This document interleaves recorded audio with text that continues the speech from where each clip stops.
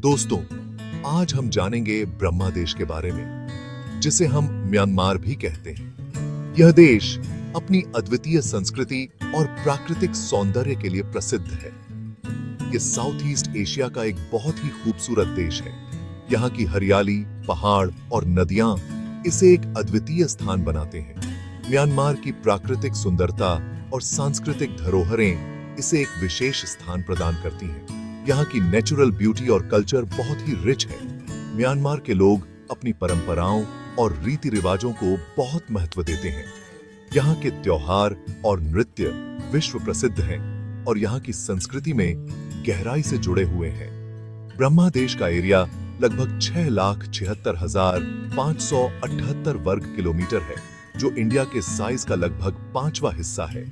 इस विशाल क्षेत्र में विभिन्न प्रकार की भौगोलिक विशेषताएं पाई जाती हैं, जो इसे और भी आकर्षक बनाती हैं। ब्रह्मा देश की border India, Bangladesh, China, Laos और थाईलैंड से मिलती है। इन देशों के साथ म्यांमार के ऐतिहासिक और सांस्कृतिक संबंध भी हैं, जो इसे एक महत्वपूर्ण क्षेत्रीय केंद्र बनाते हैं। यहाँ ज्यादातर जगह पहाड़ और जंगल ही हैं। म्यांमार के पहाड़ और जंगल इसकी प्राकृतिक धरोहर का महत्वपूर्ण हिस्सा है।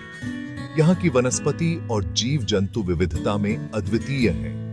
इरावती नदी, जिसे ब्रह्मा देश की लाइफलाइन माना जाता है, पूरे देश के बीचों बीच से बहती है और खेती के लिए उपजाऊ जमीन देती है। यह नदी न केवल कृषि के लिए महत्वपूर्ण है, बल्कि यह म्यांमार की संस्कृति और इतिहास का भी एक महत्वपूर्ण हिस्सा है। इरावती नदी के किनारे बसे गांव और शहर म्यांमार की जीवन शैली को दर्शाते हैं। इंडिया और ब्रह्मा देश दोनों देशों में अलग अलग पैसे चलते हैं। दोनों देशों की मुद्राएं उनकी आर्थिक स्थिति और सांस्कृतिक पहचान को दर्शाती हैं। इंडिया में तो हम रुपया यूज करते हैं, जो भारतीय रिजर्व बैंक द्वारा जारी किया जाता है। यह मुद्रा भारत की आर्थिक गतिविधियों का मुख्य आधार है। लेकिन ब्रह्मा देश में क्या चलता है, जो उनकी राष्ट्रीय मुद्रा है और म्यांमार सेंट्रल बैंक द्वारा जारी किया है।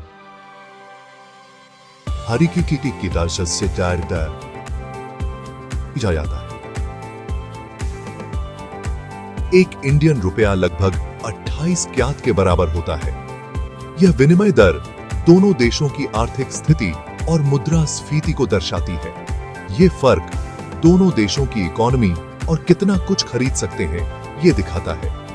भारतीय बाजारों में वस्तुओं की कीमतें और म्यांमार के बाजारों में वस्तुओं की कीमतें अलग अलग होती हैं, जो उनकी आर्थिक नीतियों और जीवन स्तर को दर्शाती हैं। ब्रह्मा देश का कल्चर बहुत ही कलरफुल और अलग अलग तरह का है। यहाँ के त्योहार और उत्सव बहुत ही धूमधाम से मनाए जाते हैं, जिनमें लोग पारंपरिक वेशभूषा पहनते हैं और सांस्कृतिक नृत्य प्रस्तुत करते हैं। यहाँ कई तरह के लोग रहते हैं, जिनकी अपनी भाषा, रहन सहन और परंपराएं हैं।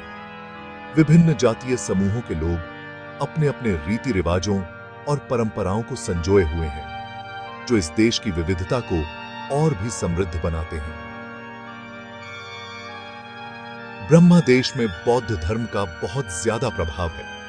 बौद्ध भिक्षु और धार्मिक अनुष्ठान यहाँ की संस्कृति का अभिन्न हिस्सा है। लोग मंदिरों में जाकर प्रार्थना करते हैं और धार्मिक अनुष्ठानों में भाग लेते हैं। यहाँ ज्यादातर लोग बौद्ध धर्म को मानते हैं।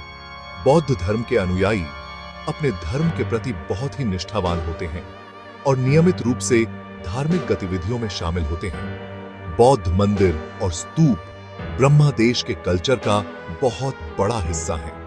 इनकी वास्तुकला और धार्मिक महत्व इस देश की सांस्कृतिक धरोहर को दर्शाते हैं, जो पर्यटकों को भी आकर्षित करते हैं।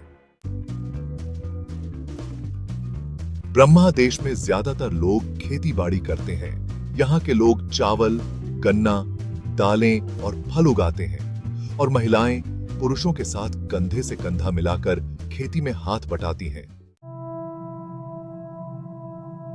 ब्रह्मा देश एक ऐसा देश है जो अपनी नेचुरल ब्यूटी, रिच कल्चर और मेहनती लोगों के लिए जाना जाता है। यहाँ की इकोनॉमी अभी और आगे बेरहचा रही है, लेकिन खेती और टूरिज्म में बहुत स्कोप है। ब्रह्मा देश का कल्चर और रीति रिवाज उनकी पुरानी परंपराओं को दिखाते हैं। ब्रह्मा देश एक बहुत ही अच्छा देश है, अपनी खासियत और परेशानियों के साथ। यहाँ की जमीन, पैसा, कल्चर और काम धंधा सब मिलकर इसे एक अलग और यादगार एक्सपीरियंस बनाते हैं। ये देश घूमने वालों और अलग अलग कल्चर के बारे में जानने वालों के लिए बहुत ही बढ़िया जगह है।